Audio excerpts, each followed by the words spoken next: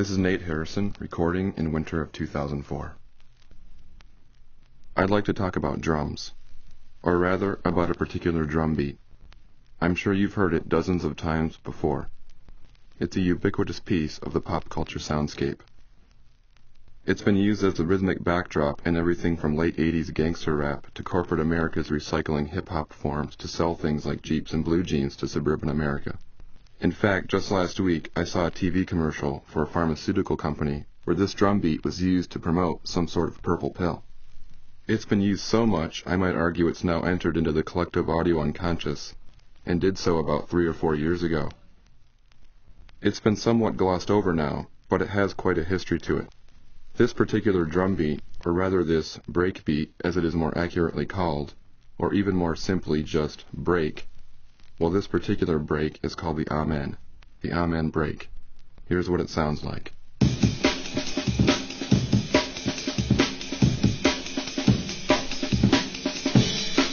Here, I'll play it again.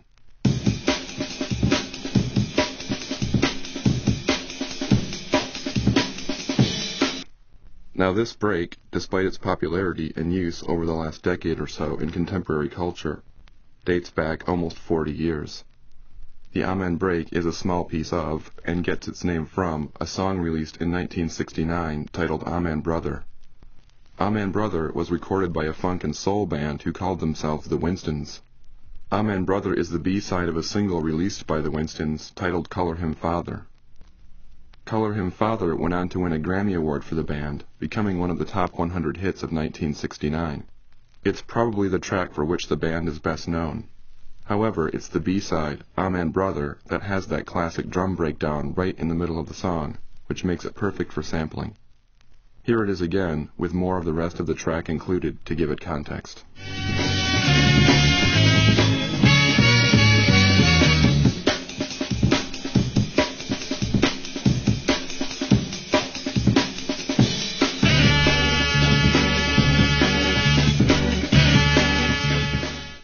So, Amen Brother was recorded, it was released, it was played, it came and went. Nothing terribly remarkable about it. However, the drum loop in the middle of the song was resuscitated with the advent of the sampler in the 1980s. Just a brief aside about the sampler, this was a machine about the size of a VCR that allowed its user to record any sound into it for quick playback and arrangement. The sampler, as well as the turntable, were principal tools largely responsible for the birth and development of hip-hop. With a sampler, any drum beat, any guitar riff, any sound that could be recorded, could be used as part of a new composition, a new contextualization. Nowadays, almost all commercially produced music has been at least in part realized with a sampler. But hip-hop and other electronic-based music genres pioneered the creative use of samplers, and the Amen break was one of the first drum samples to be experimented with.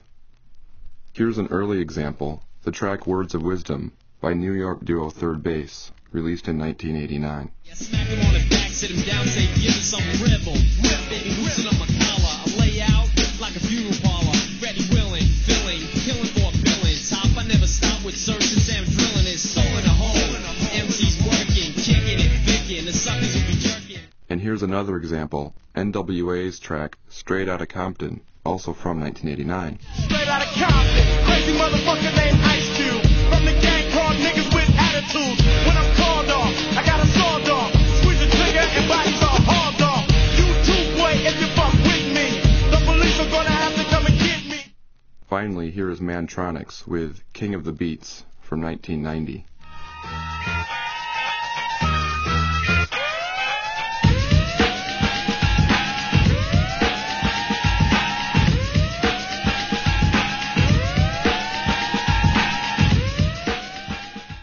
In these cases, a one-bar loop of the Amen was used to create the rhythms. That is to say, it's a fairly straightforward use of the break. As time went on and samplers became more complex, so did their usage. In the UK, right around the time Straight Outta Compton is released, the rave scene there explodes, with musicians and DJs who used samplers and the Amen break to produce hardcore techno, raga jungle, and drum and bass. Jungle in particular, it being an amalgamation of reggae toasting, heavy bass lines, and high-speed breakbeats, centers its aesthetic almost entirely around the deconstruction of the Amen. This was done by slicing the original 6-second sample into its individual drum hits. Each snare drum, each bass drum, the hi-hats, the crash cymbal.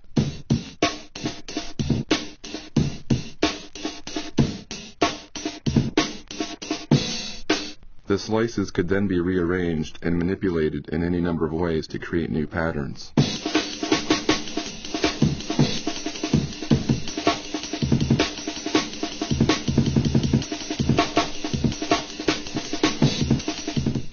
Here's an earlier jungle artist. This is Shy FX's track, Original Nata, from 1994.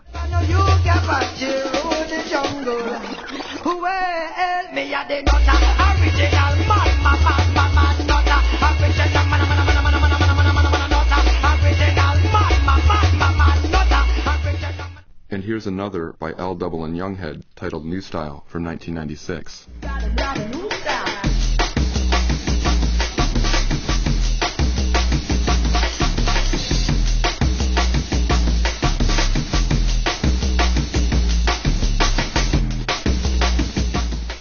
Amen tracks like these were plentiful and easily disseminated to their audiences via acetate test pressings, or dub plates as they're called.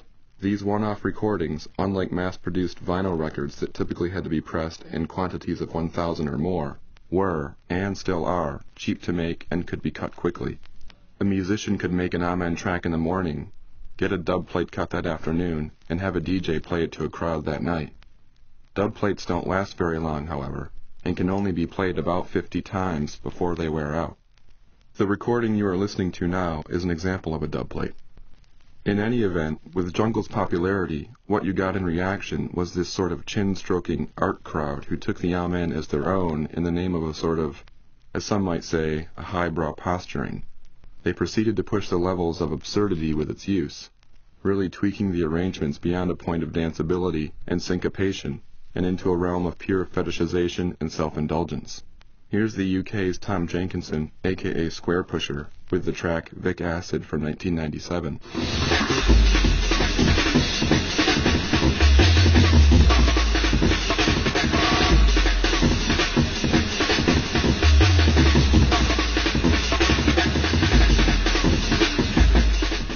And the US's Keith Whitman, aka Havratsky, with his track Routine Exercise from 1998.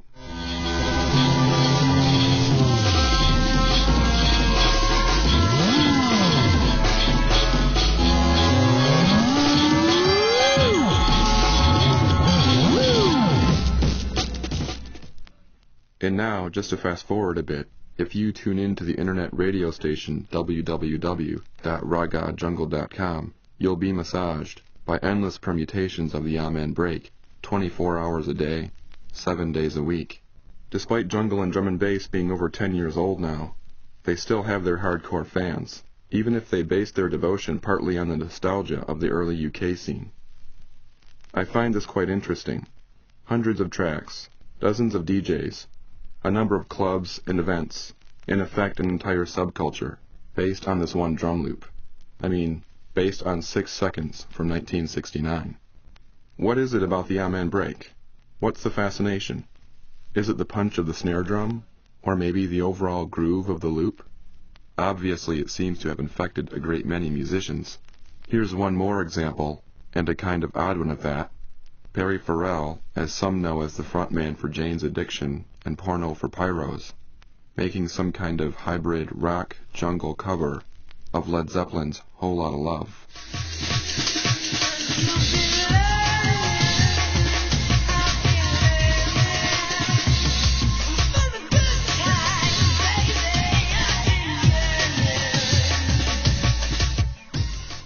The original Whole Lotta Love, ironically enough, was released by Led Zeppelin in 1969, the same year Amen Brother was released.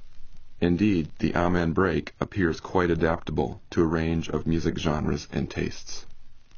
So perhaps an important question is, where are the Winstons during all this? Sample-based music both in the US and abroad mushroomed during the 1990s.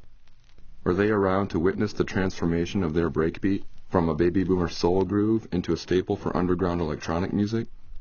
Did any of the members of the band care about its blatant appropriation, seemingly without consent, by musicians in rave and hip-hop? Perhaps Richard Spencer, a founding member of the Winstons and the copyright holder of Amen Brother, and who interestingly enough left the music biz and later received a PhD in political science, simply didn't care. Perhaps he, like many people during hip-hop's early years, didn't see it and other sample-based music as having any potential beyond a limited underground appeal. During the 80s, when DJs plundered old jazz and R&B records looking for samples, hip-hop in particular and electronic music in general were not the pop phenomena and moneymakers we know them as today. There seemed to be a brief few sort of glory years back then, when the novelty of sampling and the rate at which it was being employed as a new technique grew faster than the rate at which any sort of copyright bureaucracy could maintain the law. Older bits of sampling were appropriated perhaps under the assumption of their being able to be freely used, in the spirit of a pledge to new forms. In other words, sampling was not seen as merely rehashing past sounds, but as an attempt to make new from something old, an artistic strategy as time-honored as creative expression itself. Only when these urban forms began receiving a lot of attention and making a lot of money did people, and more importantly, corporate bigwigs who held the copyrights to much of the back catalog of contemporary American music, start cracking down on copyright violation. Remarkably, though, the Winstons, who by the way do still exist today, although in name only as none of the original members play in the band any longer, never pursued legal action against those hundreds of instances of the Amen break's appropriation over the last 20 years. It seemed the Amen, by the sheer amount of its use by producers and DJs around the world, had entered into a type of public domain, if not legally, then certainly culturally. At any rate, during Jungle's transformation from an underground club status to a more user-friendly electronica, as the media likes to call it, a curious chain of events happened. Advertising agencies, always looking for new angles to help peddle consumer products by tapping into what the kids on the margins are listening to these days, started using breakbeats, including the Amen, in television commercials. For example, here's a Jeep ad running in Southern California right now, promoting their Extreme Jeep Snow event. Nothing handles the winter elements like a Jeep 4x4, except, of course, you. Now, during the Extreme Jeep Snow event, visit your Jeep dealer and get a lift pass to Sugar Bowl, Bear Mountain, or Snow Summit.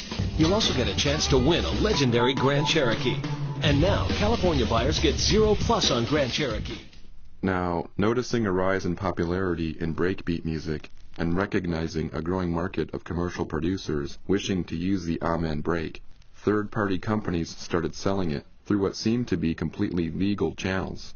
For example, at the end of the 1990s, a UK company by the name of Zero G Limited started selling Jungle construction kits, sample CDs containing hundreds of breakbeats, including the Amen. Here is their version of it from their Jungle Warfare sample CD, which, by the way, is copyrighted 2002 by Zero G.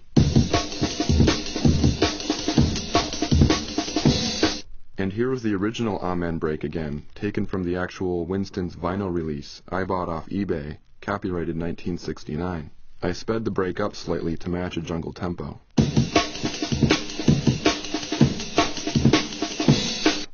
I don't think it's much of a stretch to conclude that Zero G appropriated the Amen, although according to their packaging they guarantee that all samples in the construction kit have been created specially for it. Likewise, nowhere in their literature does it mention any licensing of the Amen from the Winstons. So, here we have two copyrights of the same material. How can this be? Furthermore, while I can use Zero G's version of the Amen to make and sell music, I don't own the Amen sample I bought from them. I only own a license from them to use it. I cannot take their Amen and make and sell my own sample CD kit. Thus, in some ways, the Amen belongs less now to the Winstons, and more to companies like Zero G Limited. Why do I bring any of this up? What is significant about the Amen break? I'm talking about it here because I think its story is a good example illustrating the rise and subsequent problematic of digital sampling in relation to today's increasingly stringent copyright and trademark laws. To trace the history of the Amen break is to trace the history of a brief period of time when it seemed digital tools offered a potentially unlimited amount of new forms of expression. where cultural production, at least musically, was full of possibilities, by virtue of being able to freely appropriate from the musical past, to make new combinations, and thus new meanings. The story demonstrates that a society, quote, free to borrow and build upon the past, is culturally richer than a controlled one, unquote. To use the words of Lawrence Lessig, Stanford law professor, copyright reform advocate, and co-founder of Creative Commons, an organization offering a legal alternative to copyright control. As we go forward, examples like the Amen break will become more and more rare, if non-existent. A Sixth Circuit Federal Appeals Court ruled in September of this year that recording artists must pay for every sample they use not in the public domain, regardless of the length or recognizability of the samples in question. But because of various changes to U.S. copyright laws, for example the Copyright Act of 1976 and the Sonny Bono Copyright Extension Act of 1998, which extend copyrights into the mid-21st century, virtually all 20th century cultural output has been locked away from the public domain, barred from sampling, unless one has deep pockets and expensive lawyers. So it seems a company like Zero G, with its attempt at regulating the use of, and profiting from, the use of the Amen break, is helping to secure the supremacy of copyright laws, while the company's very success itself occurred because of a lack of strict copyright control surrounding breakbeat sampling. In other words, not only does the innovation within culture grow when copyright is flexible, so do its markets and capital. New trends are developed, new sounds are sought after. New releases are anticipated and become hugely popular, perhaps even selling out. New stars are born and new fan bases are created. Money is exchanged, all in the pursuit of new forms and experiences, of potentials for new connections and meanings. I think the history of the use of the Amen break demonstrates this. To cite Federal Ninth Circuit Court of Appeals Judge Alex Kaczynski in a copyright ruling last year, quote, overprotecting intellectual property is as harmful as underprotecting it. Culture is impossible without a rich public domain. Nothing today, like nothing since we tamed fire, is genuinely new. Culture, like science and technology, grows by accretion, each new creator building on the works of those who came before. Overprotection stifles the very creative forces it's supposed to nurture, unquote. End of recording.